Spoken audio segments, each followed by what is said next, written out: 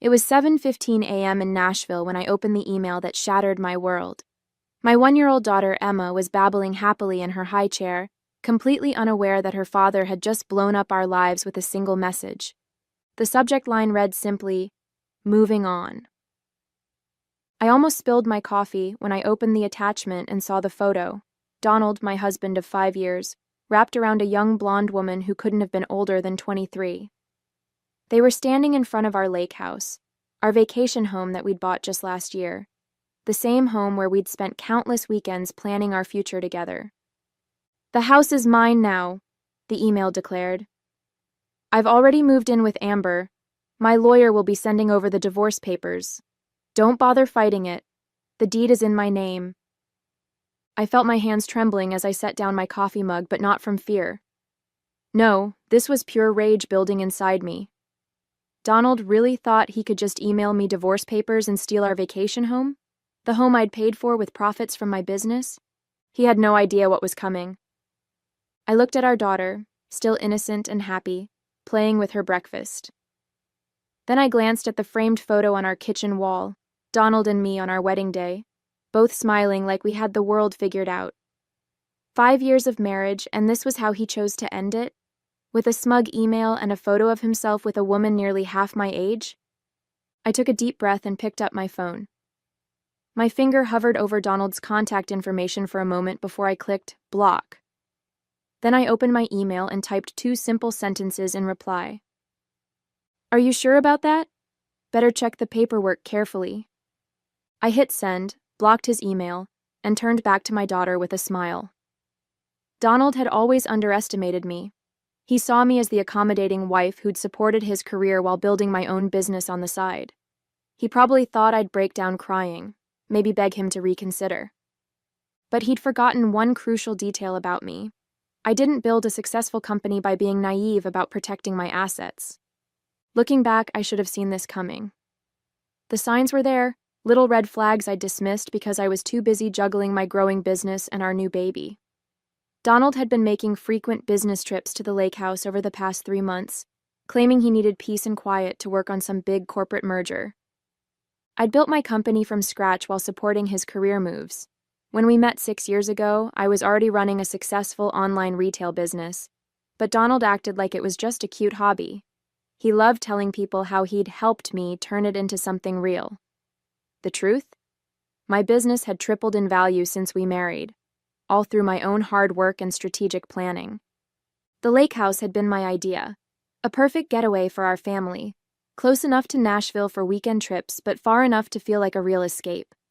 I'd paid for it entirely with my company's profits, but Donald had insisted on putting his name on the deed. "For tax purposes," he'd said. I'd agreed, but not before having my lawyer draft some very specific documents about the property's true ownership. Last week, Donald had been especially distant, spending hours on his phone in our home office. When I'd asked about the merger, he'd gotten defensive, snapping that I wouldn't understand the complexities of corporate finance. Rich, coming from a man whose investment portfolio I'd secretly been managing for the past 3 years. I picked up Emma from her high chair and held her close, breathing in her sweet baby scent. She had Donald's eyes, but my determination, I could already see it in the way she tackled every new challenge. Looking at her now, my resolve strengthened. This wasn't just about me anymore. It was about protecting her future, too. I walked to my home office, Emma on my hip, and opened my laptop. Within minutes, I'd emailed my lawyer the documentation proving I'd purchased the lake house. Then I pulled up the security camera feed I'd had installed at the property, another precaution Donald knew nothing about. The cameras had caught everything, every visit, every guest, every betrayal. Amber might have been basking in her victory at the lake house, but she had no idea she was starring in a video that would feature prominently in my divorce proceedings. My phone buzzed, a text from Rachel, my assistant. "Julia, you need to see this." Attached was a link to Amber's Instagram profile. There, going back months, were dozens of photos of her with Donald. Some were even taken in our bedroom at the lake house, with her wearing my clothes, using my things. The latest post showed her flashing a massive diamond ring, my grandmother's ring. the one Donald had promised we'd give to Emma on her 18th birthday. I felt sick. This wasn't a recent affair. This had been going on since before Emma's birth.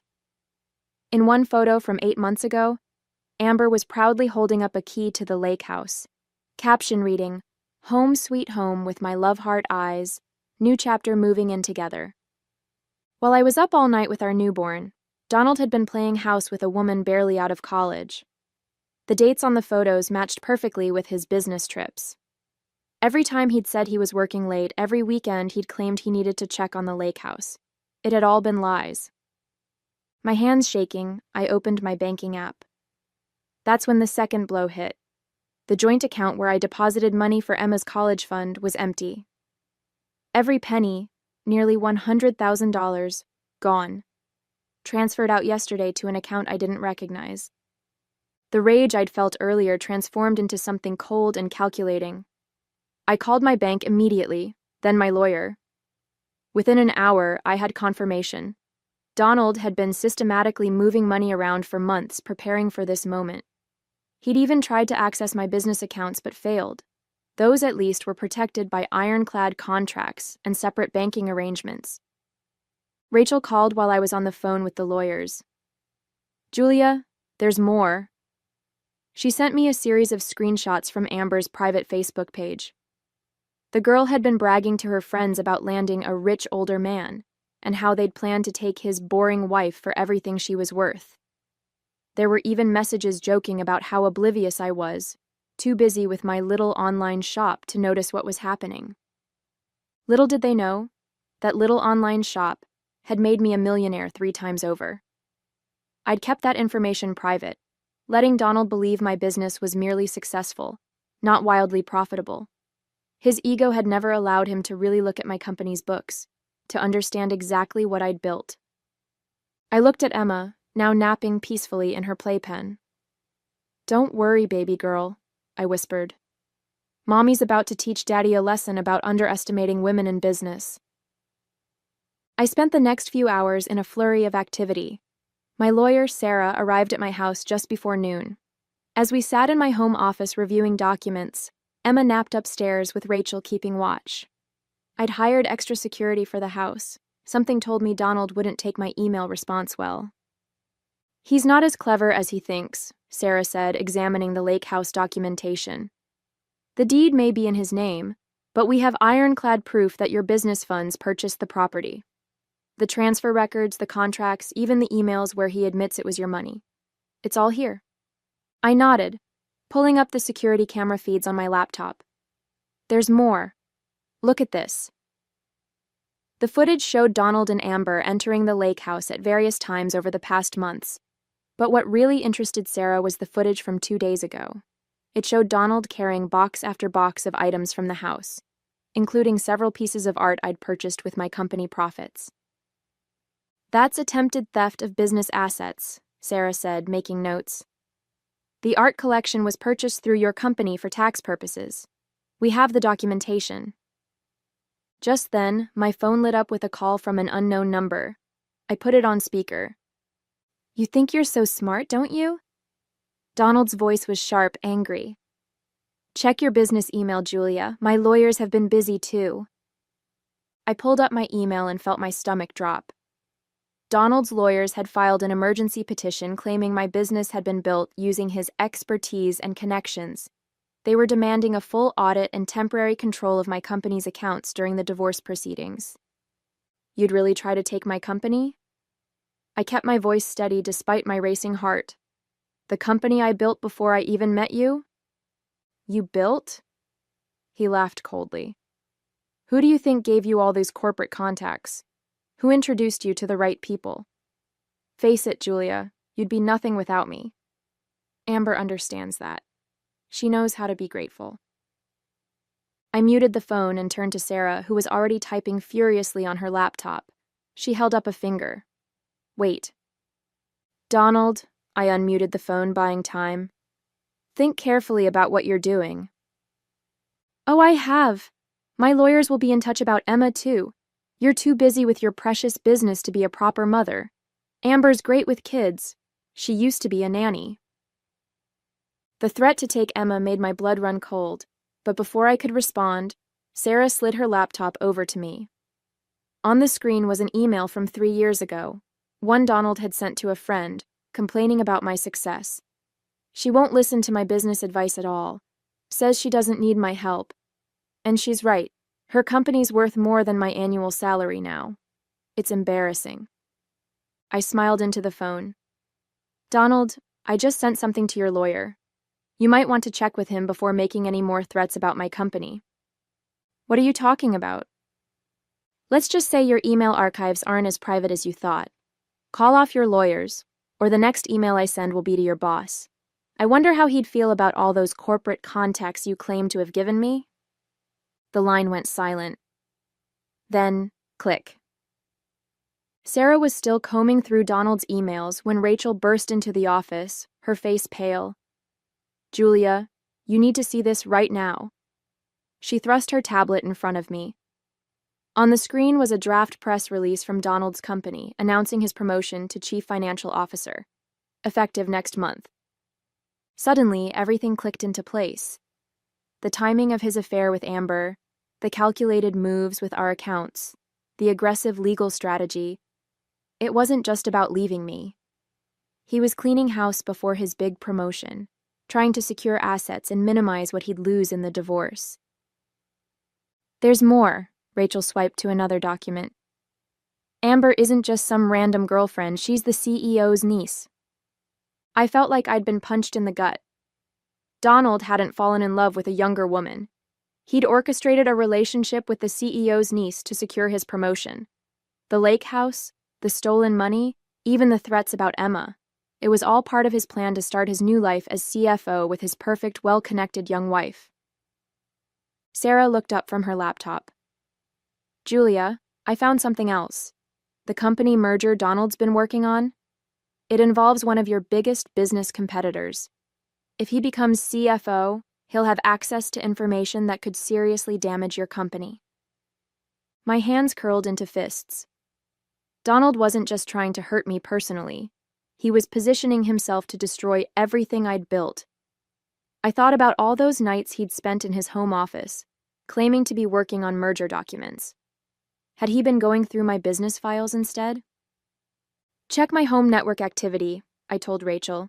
Focus on any attempts to access my business servers. While Rachel worked, Sarah made another discovery. Look at these emails between Donald and Amber from 6 months ago. They were planning this before Emma was even walking. Amber wrote, "Once you're CFO, we can use the insider information to push Julia's company out of the market. Uncle Robert says he'll help." I felt sick thinking about how they'd plotted against me while I was caring for our newborn daughter. But their arrogance had made them sloppy. They'd left a trail of evidence that could sink not just Donald's promotion, but the CEO's reputation as well. Rachel's voice cut through my thoughts. Found it. Multiple attempts to access your business servers from Donald's laptop. He didn't get through your security, but he tried. That's corporate espionage. I stood up and walked to the window, watching Emma playing in her playpen with her favorite stuffed elephant. Donald thought he was so clever, using his relationship with Amber to secure his future. But he'd forgotten the most important lesson in business: never underestimate your opponent.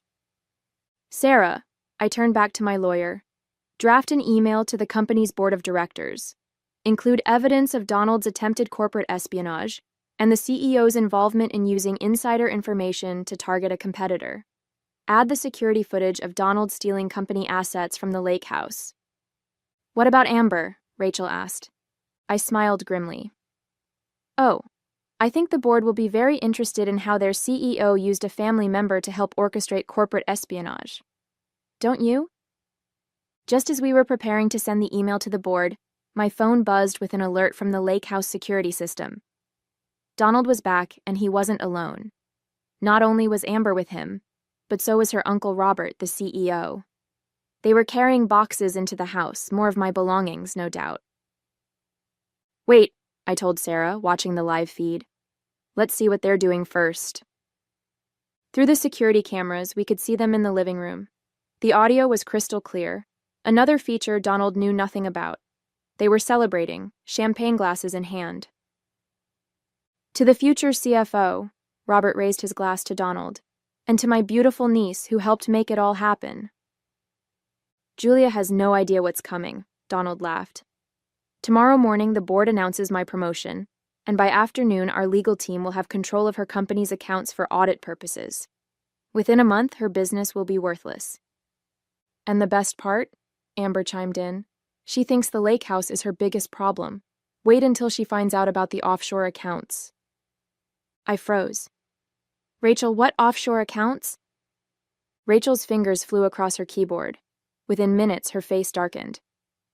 Found them. Donald's been funneling money from your joint accounts into offshore holdings for months. Not just Emma's college fund. He somehow managed to divert nearly $300,000. This was bigger than I'd thought. Donald hadn't just been planning to leave me. He'd been systematically stealing from our family for months. The lake house drama was just a distraction from his bigger scheme. But then Robert said something that made my blood run cold. Once Julia's company tanks, our merger goes through smoothly. Her market share will be split between our subsidiaries, and that troublesome ethical business model of hers will be nothing but a memory. My company wasn't just successful, it was disrupting their entire industry with our commitment to sustainable practices and fair labor. This wasn't just about Donald's promotion or his affair. They wanted to destroy everything I'd built because it threatened their way of doing business. Send the email, I told Sarah. But first, add one more thing. Access the backup server, password Emma's birthday, and attach the file marked Insurance. Sarah's eyes widened as she opened the file. It contained years of documentation about questionable practices at Donald's company, information I'd gathered while managing his investment portfolio. I'd kept it as insurance, never thinking I'd actually need it. Julia, Rachel interrupted, staring at her screen. Donald just tried to access our company servers again, from the lake house. He's getting desperate. I watched through the camera as Donald excused himself to the home office. My home office. He sat at my desk, probably trying to hack into my business accounts again. But this time, our IT team was ready. They'd created a false portal, making him think he was succeeding. Let him in, I told Rachel. Let him think he's won. Because in about 10 minutes, that board email goes out, and their whole house of cards comes crashing down. Sarah looked up from her laptop. Email's ready. Should I hit send? I took one last look at the security feed. Donald, Amber, and Robert were still celebrating their imaginary victory. Do it. The response was faster than I expected. Within minutes of Sarah sending the email, Robert's phone rang. Through the security feed, we watched his face turn ashen as he listened to what I assumed was the board's immediate reaction. What do you mean, emergency meeting? He shouted into the phone. Who sent what evidence? Donald grabbed his own phone, presumably checking his email. The color drained from his face. The servers. She knew. Julia knew I was trying to access them. It gets better, I whispered to Sarah as we watched the scene unfold. Wait for it. Right on cue, Amber's phone started blowing up with notifications. Someone had anonymously sent her private Facebook messages to every board member, the ones where she bragged about helping Donald steal corporate information. The security camera caught the exact moment their celebration turned to panic. Robert was screaming into his phone. Donald was frantically trying to close his laptop, and Amber was in tears, mascara running down her face. Then came the coup de grace. Police cars pulling up to the lake house, lights flashing. Turns out corporate espionage and financial fraud are serious crimes. Who knew? I picked up Emma and held her close as we watched through the cameras. See that, baby girl? That's what happens when people underestimate your mommy. The last thing I saw before the feed cut off was Donald being led out in handcuffs, still shouting about how the house was his. The fallout was spectacular. Within 24 hours, Donald and Robert were both fired. The board's investigation uncovered even more than I'd known about, not just the plot against my company, but years of fraudulent practices. Amber's involvement in corporate espionage destroyed her budding influencer career. Last I heard, she'd moved back in with her parents in Ohio. The offshore accounts were frozen and investigated. Every penny Donald had stolen was returned, with interest. The lake house? Turns out attempting to steal company assets is a great way to lose any claim to property. The deed was transferred to my name, where it should have been all along. Donald tried to apologize, sending lengthy emails about how he'd lost himself, how he'd been seduced by power and a younger woman. I never responded. The divorce papers were clear. He lost everything he'd tried to steal, and then some. The evidence of his corporate espionage meant he'd never work in finance again. As for me, my company's ethical business model attracted even more investors after the scandal. We expanded into markets that Donald's company had dominated, our reputation for integrity drawing customers who'd lost faith in traditional corporations. Emma and I spend weekends at the lake house now, making new memories. Sometimes, when I'm sitting on the deck watching her play, I think about Donald's smug email with that photo. He thought he was announcing his victory, but he was really just documenting the beginning of his downfall. I kept that email, by the way. It's framed in my office. A reminder to never underestimate a woman who's built something worth protecting.